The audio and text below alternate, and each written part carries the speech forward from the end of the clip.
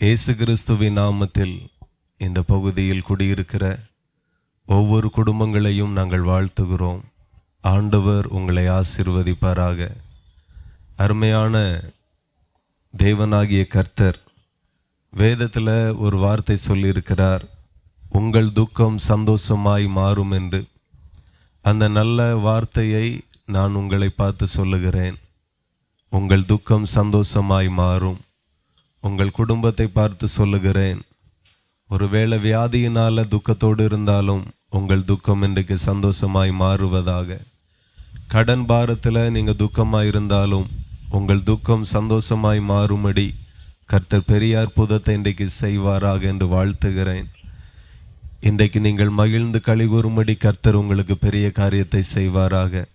இன்றைக்கும் உங்கள் நடுவில் நாங்கள் வந்தது, ஆண்டவர் திருச்சபைகளுக்கு கட்டளையிட்டிருக்கிறார், நீங்கள் உலகம் எங்கிலும் போய் சகல சிருஷ்டிக்கும் சுவிசேஷத்தை பிரசங்கியுங்கள் என்று. அதாவது என்னுடைய வார்த்தையை கிறிஸ்தவர்களுக்கு மாத்திரம் நீங்கள் போதிக்காமல், சபைக்கு வருகிறவர்களுக்கு மாத்திரம் நீங்கள் போதிக்காமல், வராத வேதத்தை வாசிக்காத தெரியாத எல்லாருக்கும் போய் என்னுடைய வார்த்தை நீங்கள் சொல்லணும் அப்படிங்கிறத ஆண்டவர் வேதத்தில் திருச்சபைகளுக்கு கட்டளையிட்டு இருக்கிறார். ஆகவே நாங்கள் விரும்பியோ இஷ்டப்பட்டோ வராமல் எங்கள் தேவன் எங்களுக்கு கட்டளையிட்டு இருக்கிறார்.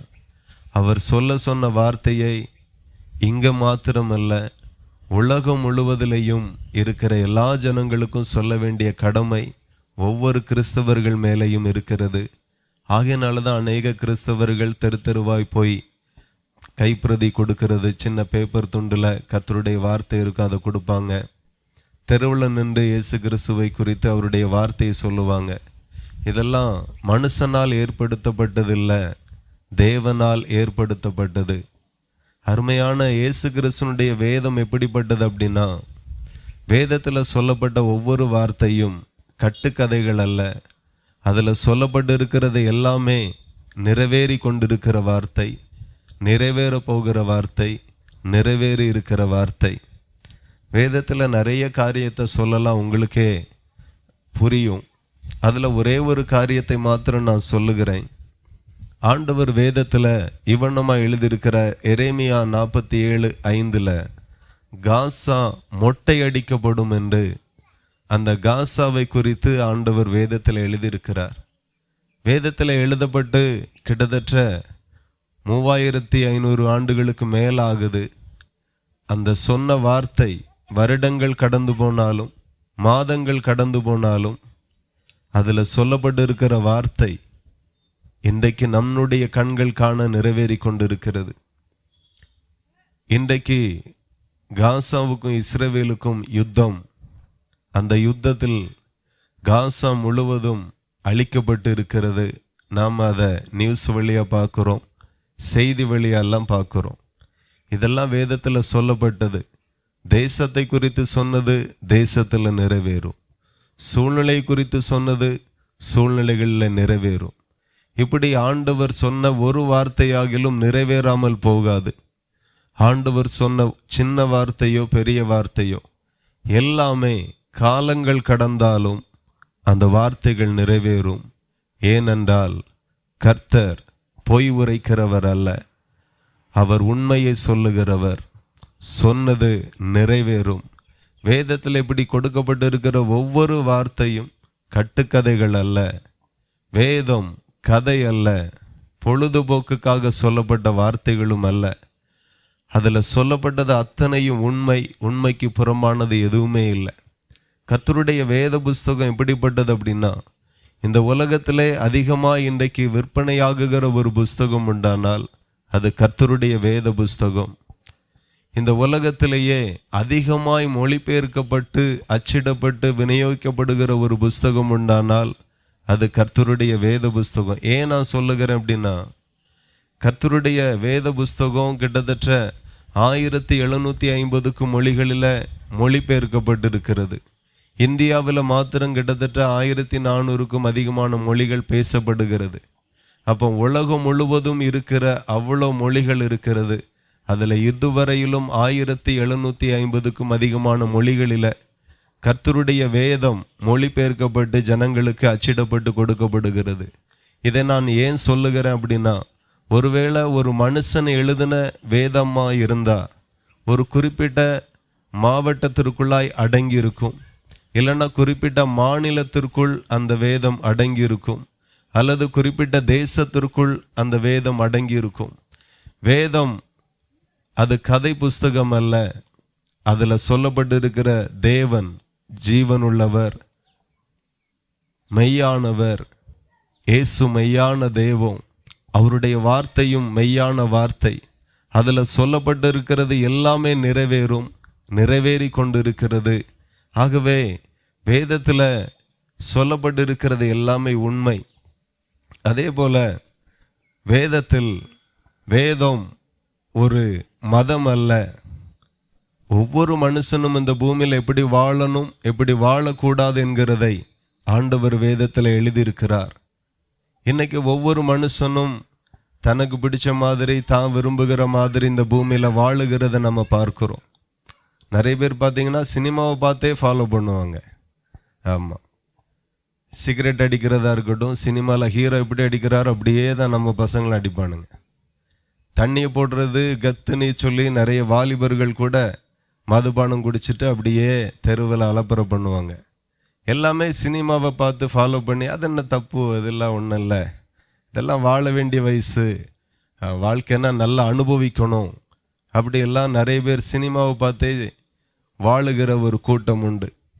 இப்போல்லாம் கொஞ்ச காலமாக பார்த்தீங்கன்னா ஒரே சினிமாவில் ஸ்கூல் படிக்கிற பிள்ளைகள் அப்படியே லவ் பண்ணுற மாதிரியே ஒரே கதை. அதை பார்த்துட்டே நிறைய பேர் ஸ்கூலுக்கே எதுக்கு தான் போகணும் போல, காலேஜுக்கே எதுக்கு தான் போகணும் போலங்கிற மாதிரி ஆயிடுது. ஆனால் வாழ்க்கை என்கிறது சினிமாவை பார்த்து கற்றுக்கொள்ள வேண்டியது அல்ல. தேவன் என்ன சொல்லி இருக்கிறார் நீங்கள் கவனிங்க. நம்ம வீட்டில் ஒரு மாடு வளர்க்குறோம். அந்த மாடு எப்படி வளரணுங்கிறது தீர்மானம் நம்ம தான் பண்ணணும். சும்மா அந்த மாடு தொழுவத்துக்குள்ளே கட்டி போட்டால் கெட்டில் நிற்காம ஒரே அங்கே சாடுறதும் இங்கே சாடுறதும் சத்தம் போடுறதும், தெருவில் அப்படியே அவுத்து கொட்டு போனால் மற்ற ஆட்களை குத்துறதும், இந்த ஓலையை தட்டி வச்சு கட்டி வச்சுருக்காங்க இதை அப்படியே தள்ளி முறிச்சு போடுறதும், இப்படியே இருந்துன்னா அந்த மாடை எத்தனை நாளைக்கு தான் நம்ம வைப்போம்? நான் எல்லாம் ஒரு வாரத்துக்கு மேலே வைக்க மாட்டேன். நீங்கள் எவ்வளோ நாள் வைப்பீங்கன்னு எனக்கு தெரியாது. ஆனால் நீங்கள் கவனிங்க, ஒரு மாடு நம்ம வீட்டில் எப்படி வளரணும்னு நாம் விரும்புகிறோம், நாம் தீர்மானம் பண்ணுகிறோம். அதுக்கு உட்பட்டுனா மட்டுமே அந்த மாடை வளர்ப்போம். ஒவ்வொரு விஷயமும் அப்படிதான். அந்த மாடு பார்த்திங்கன்னா இவ்வளோ பால் கறக்கணும், அதுவும் நம்ம விருப்பம்தான். பாலை நல்லா தீவனம் தங்குது, பால் கறக்காது அப்படின்னா அந்த மாடு எதுக்கு அப்படிங்கிற மாதிரி ஆயிரும். ஏன் இதை சொல்லுகிற அப்படின்னா, ஒரு மாடு நம்ம விருப்பத்திற்கு வளரலை, நம்ம வீட்டில் நம்ம கட்டுக்கு அடங்கலைன்னா அதை வைக்க மாட்டோம். அதே போல தான் ஆண்டவர் இந்த பூமியில் எப்படி வாழணும், ஒரு மனுஷன் எப்படி வாழக்கூடாது என்கிறத அவர் தீர்மானித்திருக்கிறார். தீர்மானிக்கிறது நாம் அல்ல. நம்ம விருப்பத்திற்கு நம்ம வாழ்ந்தா ரொம்ப நாள் வாழ முடியாது. இந்த பூமியில் வாழலாம், சமாதானம் இல்லாமல் வாழலாம், சந்தோஷம் இல்லாமல் வாழலாம், ஆரோக்கியம் இல்லாமல் வாழலாம், நன்மை இல்லாமல் வாழலாம். இது ஒரு வாழ்க்கையா? அப்போ ஆண்டவர் 2000 ஆண்டுகளுக்கு முன்பதாக மனுஷனா இந்த பூமியில் வந்தார். ஏன் வந்தார் அப்படின்னா 3 காரியத்தை நான் சொல்லுகிறேன். முதலாவது, இயேசு போதிக்கிறவராய் வந்தார். இந்த பூமியில் எங்களை போல தான், அவரை பார்த்து தான் நாங்கள் படித்தோம். அவர் தான் எங்களை இப்படி அனுப்பியிருக்கிறார். நாங்கள் எப்படி இந்த தெருவில் நின்றோமோ அதே போல தான் இயேசு கிறிஸ்துவும் ஒவ்வொரு தெருக்களில் போய், கிராமங்கள் போய், பட்டணங்கள் தோறும் போய், கடற்கரை தோறும் போய், ஒவ்வொரு மனுஷன் எப்படி வாழணும் வாழக்கூடாது என்கிறதை அவர் சொல்லி கொடுத்தார், கற்றுக் கொடுத்தார். அதை முழு இருதயத்தோடு கேட்டு வாழ்ந்தவர்களுடைய வாழ்க்கை ஆசீர்வாதமாய் இருந்தது, இன்றைக்கும் இருக்கிறது. அதற்கு எதிராக இருந்தவர்களுடைய வாழ்க்கை ஆசீர்வாதமாய் இல்லை. இன்றைக்கு என்னுடைய வார்த்தை நீங்கள் கேட்பீர்களானால் உங்கள் வாழ்க்கை இன்றைக்கு மாறும் என்று இயேசுவின் நாமத்தில் நான் உங்களுக்கு சொல்லுகிறேன். ஆகவே இயேசு கிறிஸ்து இந்த பூமியில் எதற்காக வந்தார்னா, முதலாவது போதிக்கிறவராக வந்தார். வேதம் என்ன சொல்லுகிறது அப்படின்னு நீங்கள் கவனித்தால், 1 பேதுரு 5:5 வேதத்தில் எழுதப்பட்டிருக்கிறது, மனத்தாழ்மையை அணிந்து கொள்ளுங்கள், பெருமை உள்ளவனுக்கு தேவன் எதிர்த்து நிற்கிறார். எத்தனை பேருக்கு புரியுது எனக்கு தெரியல. ஆண்டவர் சொல்லுகிற மனத்தாழ்மையை அணிந்து கொள்ளுங்கள். எப்போதுமே ஒரு மனுஷனுடைய வாழ்க்கையில மனத்தாழ்மை இருக்கணுமா. இன்னைக்கு நிறைய பேருக்கு பெருமை இருக்குது, பயங்கர பெருமை. பேச்சில் பெருமை, நடவடிக்கையில் பெருமை, வாழ்க்கையில் பெருமை, செயல்களில் பெருமை, பயங்கர பெருமை. நான் ஒரு நாள் ஒரு ஆள்கிட்ட கேட்டேன், என்ன நல்லா இருக்கீங்களா? ஏன்னா 2 வருஷத்துக்கு பிறகு பார்க்குறேன். அதனால் நீங்களும் தெரிஞ்ச ஆளை 1 வருஷத்துக்கு பிறகு பார்க்கும்போது எல்லாரும் கேட்குற ஒன்று தான், நல்லா இருக்கீங்களா அப்படின்ட்டு. நான் கேட்டேன், நல்லா இருக்கீங்களா அப்படின்ட்டு. அவர் பதில் சொன்னார், நாங்கள் நல்லா தான் இருப்போம், எங்களுக்கு என்ன, எங்களுக்கு ஒரு குறவும் வராது, நாங்கள் நல்லா தான் இருப்போம். எனக்கு அந்த பதிலே ரொம்ப கஷ்டமாக, தெரியாமல் கேட்டோம் போல. இப்படி தானே எல்லாரும் கேட்பாங்க. என்ன ஒரு ஆள்கிட்ட கேட்டேன், நல்லா இருக்கீங்களா? நாங்கள் நல்லா இருக்கோம். அது சொல்லும் போதே ஒரு மாதிரி பேசினாங்க. அந்த டோனே வேற மாதிரி இருந்துச்சு. பேச்சில், பதிலில், நிறைய பேருடைய வாழ்க்கையில் பெருமை. என்ன நினைக்கிறாங்கன்னா, இதில் என்ன இருக்குது, இதெல்லாம் ஒரு தப்பா, இதெல்லாம் ஒரு பாவமா, நம்ம சாதாரணமாக நினைக்கிறோம். ஆனால் சாதாரணமாக நினைக்கிற அநேக காரியங்கள் நமக்கு பெரிய ஒரு பாவமாக, பெரிய ஒரு சாபமாய் மாறுது. ஒரு மனுஷன் எப்படி வாழணும்? இயேசு கிறிஸ்து இந்த பூமியில் வந்தார், வாழ்ந்தார், பிதாவினுடைய சித்தத்தை செய்தார், அநேக அற்புதங்களை செய்தார். எங்கேயும் அவருக்கு பெருமை இல்லை, பெருமையாய் அவர் நடக்கலை. ஒரு மனுஷன் எப்படி வாழணும்னு போதித்தார், இப்படி தான் வாழணும்னு வாழ்ந்து காட்டினார். அதே வாழ்க்கையை நாம் ஃபாலோ பண்ணுவோமே ஆனால் நாம் இந்த பூமியில் ஆசீர்வாதமாக இருப்போம். இப்போ ஆண்டவர் என்ன சொல்லுகிறார் அப்படின்னா, மனத்தாழ்மையை அணிந்து கொள்ளுங்கள். பெருமை உள்ளவர்களுக்கு தேவன் எதிர்த்து நிற்கிறார். ஒருவேளை உங்களுக்குள்ளாய் ஒரு பெருமை இருக்குமே ஆனால் ஆண்டவர் சொல்லுகிறார், அவனுக்கு நான் எதிர்த்து நிற்பேன். ஒரு மனுஷனுக்கு ஒரு குடும்பம் எதிராக இருந்தாலே பிரச்சனை ஒரு காலமும் ஓயாது. சிலருடைய குடும்பத்தினுடைய பிரச்சனை, தெரு பிரச்சனை, வீட்டு பிரச்சனை, பக்கத்து வீட்டு பிரச்சனை எல்லாம் வருஷ கணக்காக கோர்ட்டில் கேஸா அப்படி போயிட்டு இருக்கு. ஒரு நாள் நிம்மதி இல்லை, ஒரு நாளும் தீர்ந்தபாடு இல்லை. அப்போ ஒரு மனுஷனுக்கு விரோதமாக எழும்பினாலே நிம்மதி போயிடுது, சமாதானம் போயிடுது. ஆனால் ஆண்டவர் சொல்லுகிறார், பெருமை உள்ளவனுக்கு தேவன் எதிர்த்து நிற்கிறார், தாழ்மை உள்ளவர்களுக்கோ கிருபை அளிக்கிறார் என்று சொல்லப்பட்டு இருக்கிறது. அப்போ ஒரு மனுஷன் பெருமையாய் நடப்பானால் அவனுக்கு தேவனை எதிர்த்து நிற்பார் என்று ஆண்டவர் வேதத்தில் எழுதியிருக்கிறார். ஆகவே எவ்வளோ முடியுமோ ரொம்ப தாழ்மையாய், எவ்வளோ தாழ்மையாக இருக்கணுமோ தாழ்மையாக பேசுறது, தாழ்மையாய் நடக்கிறது.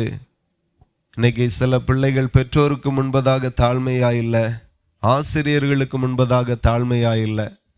ஆமாம், நிறைய பிள்ளைகள் டீச்சர்ஸுக்கே வட்ட பேர் வச்சிருக்கிறாங்க. ஆமாம், அவங்க சர்டிஃபிகேட்டில் ஒரு பேர் இருக்கும், இதுகெல்லாம் சேர்ந்து ஒரு பேர் வச்சிருக்கு. ஸ்கூலில் படிக்கிற நாள் வரைக்கும் அந்த டீச்சருக்கு அந்த பேர் தான். அந்த டீச்சரை தவிர வேற எல்லாருக்கும் தெரியும் அந்த டீச்சருக்கு ஸ்கூலில் இருக்கிற வட்ட பேர்.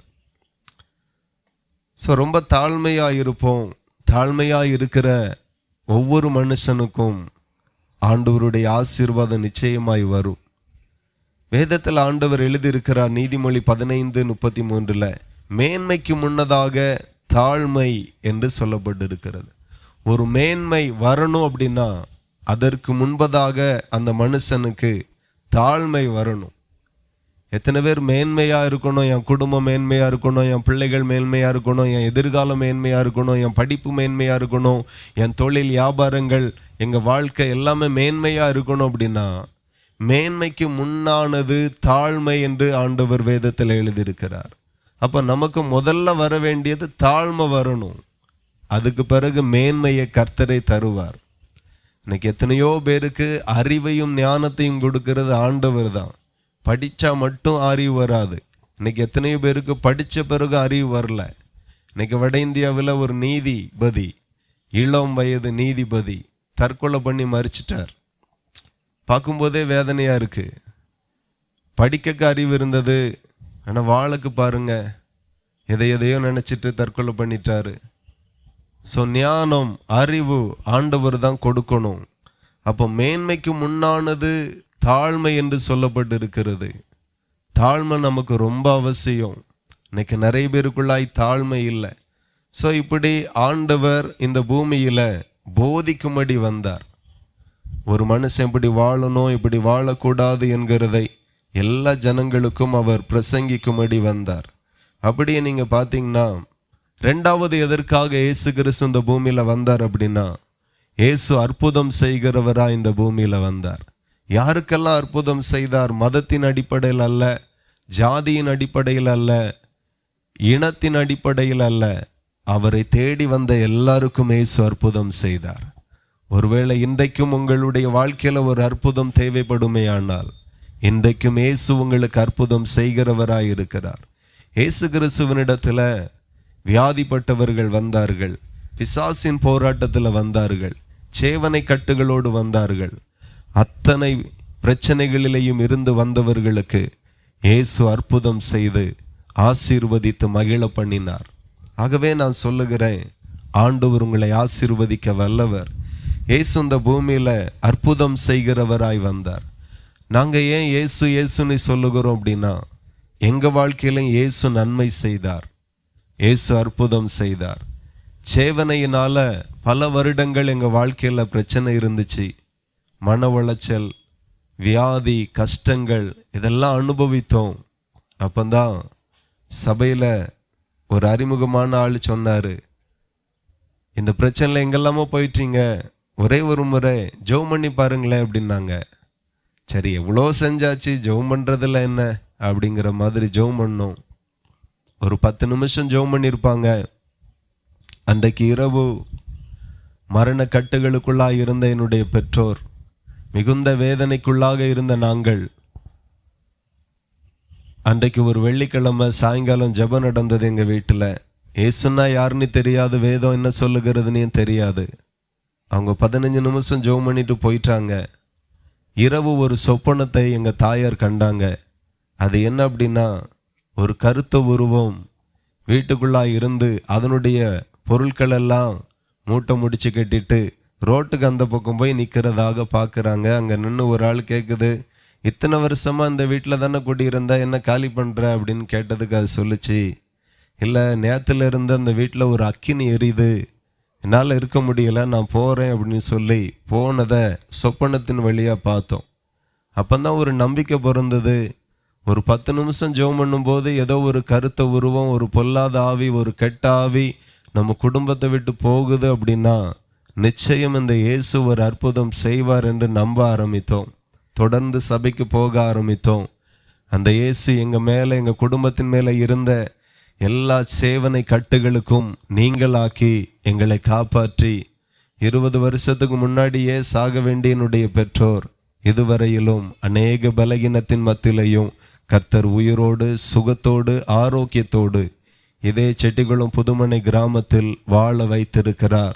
நான் சொல்லுகிறது பொய் அல்ல, கட்டுக்கதைகள் அல்ல, அனுபவித்து வந்து சொல்லுகிறோம். ஆகவே இயேசு அநேக அற்புதத்தை செய்தார், அநேகருக்கு செய்தார். இன்றைக்கும் அவருடைய நாமத்தில் அதே வல்லமை அநேகரை சுகமாக்கி கொண்டிருக்கிறது.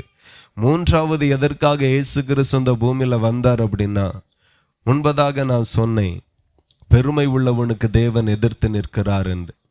ஒரு மனுஷன் எப்படி வாழணும் எப்படி வாழக்கூடாது என்று சொல்லி தெரியாமலே நிறைய விதத்துல வாழ்ந்து, பாவத்தின் மேல பாவம், தேவனுக்கு விரோதமாய் எப்படியெல்லாம் வாழக்கூடாது அப்படியெல்லாம் வாழ்ந்து நிறைய சாபம் அவங்க மேல இருக்கும்.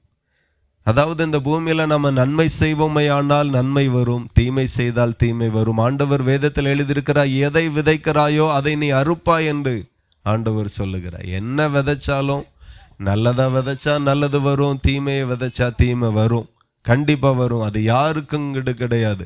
கிறிஸ்தவர்களுக்கு அதே தான், கிறிஸ்துவை ஒரு முறை கூட அறியாதவர்களுக்கும் அதுதான். ஆகவே இந்த பூமியில நிறைய பேர் அறிந்தும் அறியாமலும், தெரிந்தும் தெரியாமலும், புரிந்தும் புரியாமலும் நிறைய பாவங்களை செய்து, ஒரு பாவம் ஒரு மனுஷன் செய்யும் போது சந்தோஷமா இருக்கும், மகிழ்ச்சியா இருக்கும். ஆமா, ஆனா செய்த பிறகு அதனுடைய பலன் அந்த குடும்பத்தின் மேல வரும்.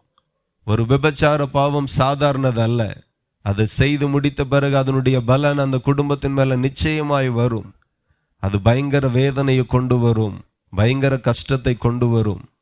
அப்போ ஒவ்வொரு மனுஷனும் அறிந்து அறியாமலும் எத்தனையோ பாவங்களை செய்து அவரவர் மேல பயங்கரமான சாபங்கள் இருக்கிறது. இயேசு கிறிஸ்து இந்த பூமியில வந்து எல்லா மனுஷனுக்காக, எல்லா மனுஷன் செய்த பாவம், எல்லா மனுஷன் மேல வர வேண்டிய சாபம், அந்த கோபாக்கினை எல்லாவற்றையும் தம்மேல ஏற்றுக்கொண்டு இந்த உலகத்தில் இருக்கிற ஒவ்வொரு மனுஷனுக்காக ஆண்டவருடைய வேதம் சொல்லுகிறது, உலகத்தின் பாவத்தை சுமந்து தீர்க்கிற தேவ ஆட்டுக்குட்டி என்று சொல்லி கிறிஸ்துவை குறித்து வேதத்தில் எழுதப்பட்டிருக்கிறது.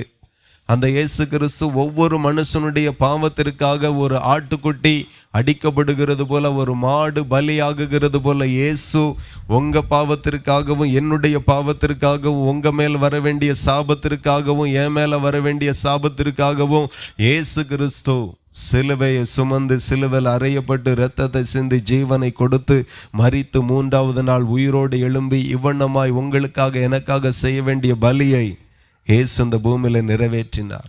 இப்போ இயேசு வந்து பலியானதற்கும் என் பாவம் மன்னிக்க எப்படிப்படும் அப்படின்னு நீங்க கேட்டீங்கன்னா, தன் பாவத்தை மறைக்கிறவன் வாழ்வடைய மாட்டான், அவைகளை அறிக்கை செய்து விட்டு விடுகிறவன் இரக்கம் பெறுவான் என்று ஆண்டவர் சொல்லி இருக்கிறார்.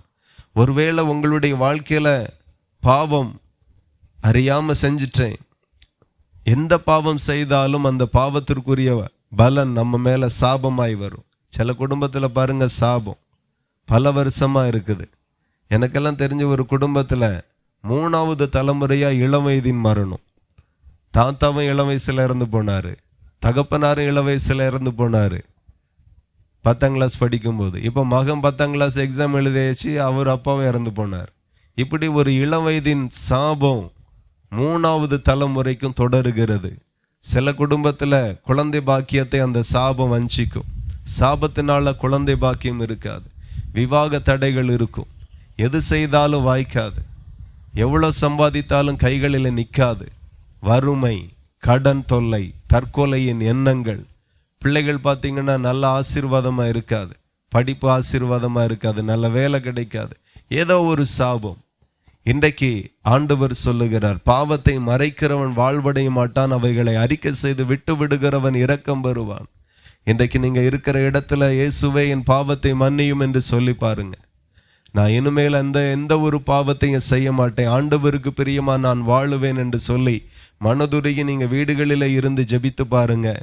இதுவரைக்கும் நீங்க உணர்ந்த அந்த சாப கட்டுகள் நிச்சயமா இன்றிலிருந்து உடையும் என்று நான் விசுவாசத்தோடு உங்களுக்கு சொல்லுகிறேன்.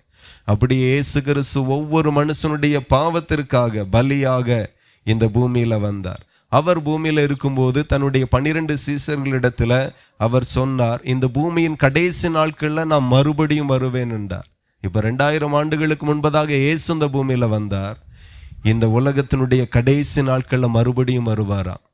அப்போ சீசர்கள் கேட்கிறாங்க, உம்முடைய வருகைக்கும் உலகத்தினுடைய முடிவுக்கும் என்ன அடையாளம் என்று சொல்லி கேட்டார்கள். அப்பந்தான் இயேசு கிறிஸ்து அநேக அடையாளத்தை ஆண்டவர் சொன்னார். அதுல ஒரு சில அடையாளத்தை ஒரு 5 நிமிஷம் மட்டும் நான் எடுத்துக்கொண்டு உங்களுக்கு விளக்கி என்னுடைய வார்த்தை நான் முடிக்க விரும்புகிறேன். இயேசு கிறிஸ்து மறுபடியும் இந்த பூமிக்கு வரப்போகிறார். நீங்க நினைக்கலாம், இயேசு வந்தா என்ன, உலகம் அழிஞ்சா என்ன, நான் உண்டு என் குடும்பம் உண்டுன்னு இருக்கிறேன் அப்படின்னு நீங்க நினைக்கலாம். இல்லை, இயேசு கிறிஸ்துனுடைய வருகைக்கும் உங்களுக்கும் எனக்கும் சம்பந்தம் உண்டு. அன்னைக்கு என்ன நடக்கும் அப்படின்னா, ஒரு மனுஷன் வேத வசனத்தை கை கொண்டு அதன்படி நடந்து பாவத்திலிருந்து மனம் திரும்பி ஞானஸ்நானம் பெற்று பரிசுத்தாவின் அபிஷேகத்தை பெற்று இந்த பூமியில மரித்திருப்பானால், இயேசு வரும்போது அவனுடைய கல்லறை திறக்கப்பட்டு ஆத்துமா உயிர்ப்பிக்கப்பட்டு இயேசுவோடு சேர்க்கப்பட்டு இவ்வண்ணமாய் பரலோகத்துக்கு அந்த மனுஷன் எடுத்துக்கொள்ளப்படுவான். ஒருவேளை இயேசு வரும்போது அந்த மனுஷன் மனம் திரும்பி பாவத்திலிருந்து மனம் திரும்பி வேத வசனத்தை கை கொண்டு வேதத்தில் சொல்லப்பட்ட ஞான ஸ்நானமும் அபிஷேகத்தையும் பெற்றுக்கொண்டு அந்த மனுஷன் இந்த பூமியில உயிரோடு இருப்பானால், ஒரு நொடி பொழுதிலே மறுரூபமாகி இயேசுவோடு கூட சேர்க்கப்பட்டு பரலோகத்துக்கு எடுத்துக்கொள்ளப்படுவான் என்று வேதம் சொல்லுகிறது. ஆகவே பரலோகத்துக்கு போனோம்னா இயேசுவே வழி. இயேசு சொல்லுகிறார், நானே வழியும் சத்தியமும் ஜீவனுமாய் இருக்கிறேன் என்று. பரலோகத்துக்கு போக வேற ஒரு வழியும் கிடையாது, ஒரே வழி இயேசு கிறிஸ்து மட்டும்தான். பரலோகத்துக்கு போனா பாவத்திலிருந்து மனம் திரும்பணும் என்று சொல்லி வேதம் சொல்லுகிறது. ஆகவே இந்த சம்பவம் அன்றைக்கு நடக்கும். அப்போ இயேசு கிறிஸ்துவினுடைய வருகைக்கும் உலகத்தினுடைய முடிவுக்கும் என்ன அடையாளம் என்று சொல்லி நாம வேதத்துல வாசித்தால், கடைசி காலம் ஒரு 8 அடையாளத்தை ஆண்டவர் சொல்லியிருக்கார். வாசித்து முடிக்கிறேன். யுத்தங்களையும் யுத்தங்களின் செய்திகளையும் கேள்விப்படுவீர்கள். இப்போ கிட்டத்தட்ட அநேக தேசங்களில் பயங்கரமான யுத்தங்கள் போய்கொண்டிருக்கிறது. இந்த யுத்தம் ஏதோ நடக்கிற சம்பவம் அல்ல, இது ஒரு அடையாளம். அதே போல ஜனத்துக்கு விரோதமாய் ஜனமும் ராஜ்யத்துக்கு விரோதமாய் ராஜ்யங்களும் எழும்பும் என்று சொல்லப்பட்டிருக்கிறது. உள்நாட்டு கலவரங்கள், மத கலவரங்கள், ஜாதி கலவரங்கள், நிற கலவரங்கள், இப்படி பல உள்நாட்டு பிரச்சனைகள் அநேக இடங்களில் ஓடிக்கொண்டிருக்கிறது.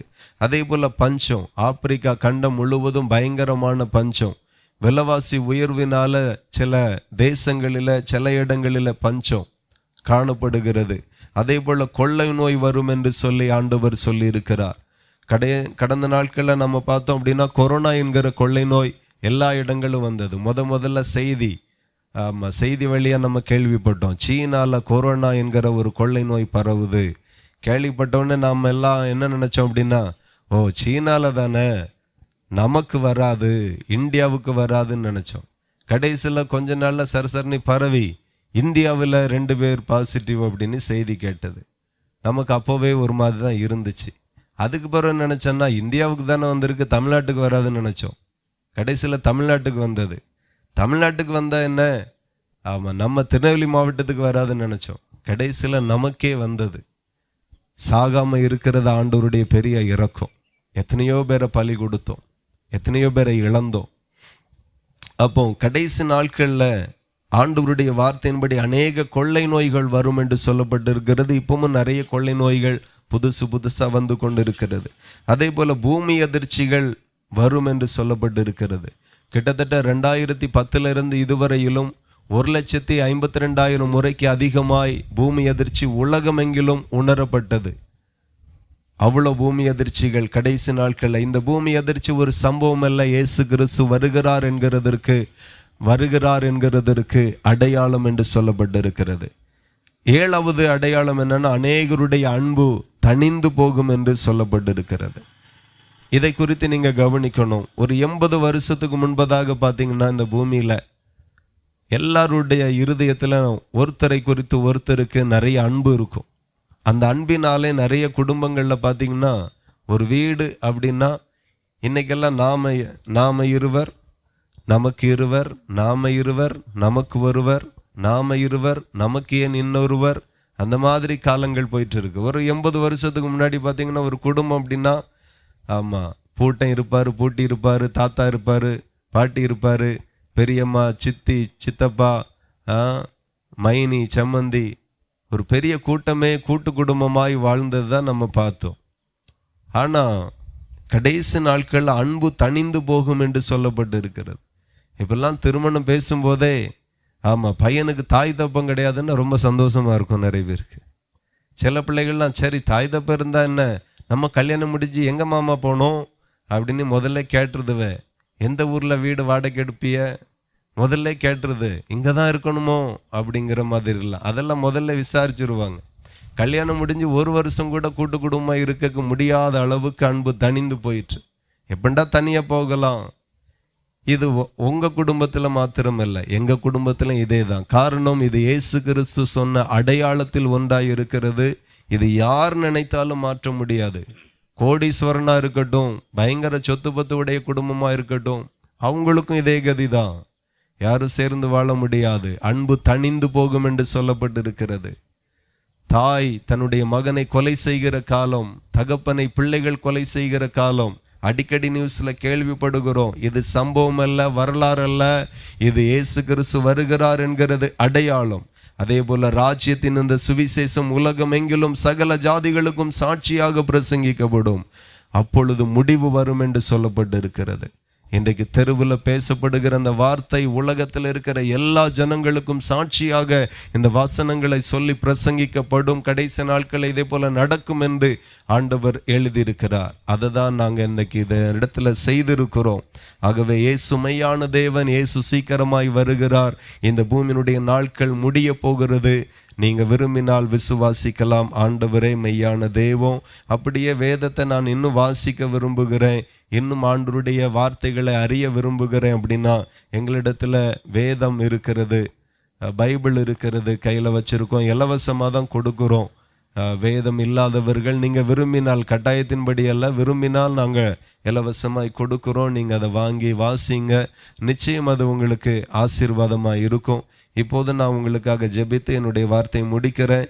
இவ்வளோ நேரம் பொறுமையாய் மிக அன்போடு கூட எங்களை ஏற்றுக்கொண்டு இவ்வளோ நேரம் பொறுமையாக கேட்ட வார்த்தைகளை, கர்த்தருடைய வார்த்தைகளை கேட்ட நிச்சயமாய் கர்த்தர் உங்களை ஆசீர்வதிப்பாராக. சிலர் வீடுகளுக்குள்ளாய் இருந்து, சிலர் நேரடியாக நின்று ஆண்டவருடைய வார்த்தை கேட்டு இருக்கிறீர்கள். நிச்சயமாய் இதற்குரிய ஆசீர்வாதம் உங்கள் மேலேயும் உங்கள் குடும்பத்தின் மேலேயும் வருவதாக என்று சொல்லி நான் வாழ்த்தி என்னுடைய வார்த்தை முடிக்கிறேன்.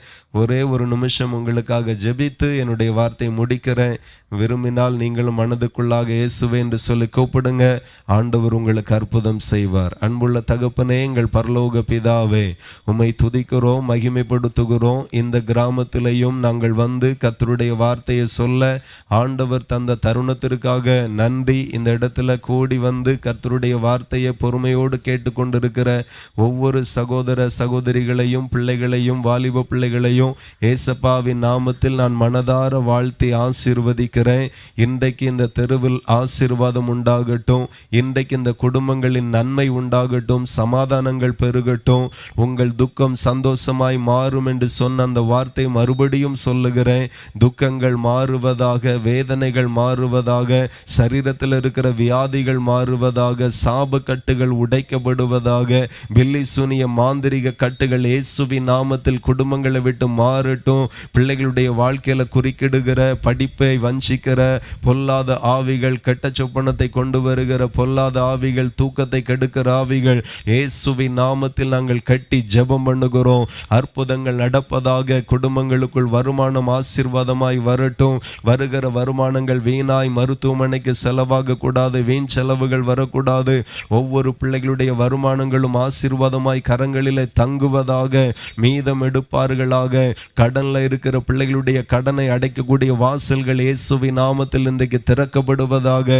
பிள்ளைகளுடைய எதிர்காலம், விவாக தடைகள் எல்லாம் மாறட்டும். திருமண தடைகள் எல்லாம் இயேசுவின் நாமத்தில் உடைக்கப்படட்டும். குழந்தை பாக்கியம் இல்லாமல் இருக்கிற பிள்ளைகளுக்காக ஜெபிக்கிறோம். முதிர் வயதாய் இருக்கிறவர்களுக்காக ஜெபிக்கிறோம்.